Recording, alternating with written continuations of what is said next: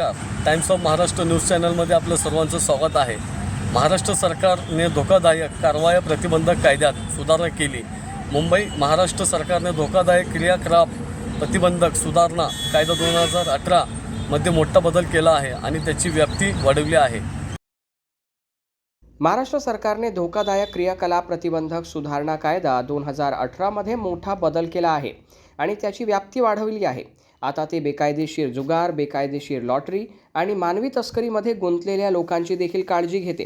या दुरुस्तीनुसार जर काही क्रियाकलाप सार्वजनिक सुव्यवस्थेवर परिणाम करत असतील तर त्यांच्यावर प्रतिबंधात्मक कारवाई केली जाऊ शकते, ज्यामध्ये अटकेचाही समावेश आहे.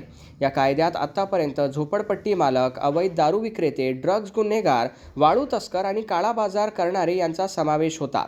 आपल्या आजूबाजूला बेकायदेशीर जुगार, लॉटरी किंवा मानवी तस्करीशी संबंधित शंका असेल तर स्थानिक पोलिसांना माहिती द्यावी. ही सूचना महाराष्ट्र शासन विधी व न्याय विभागामार्फत 9 जून 2025च्या शासकीय राजपत्रानुसार नागरिकांच्या सुरक्षेसाठी प्रसारित करण्यात आली आहे.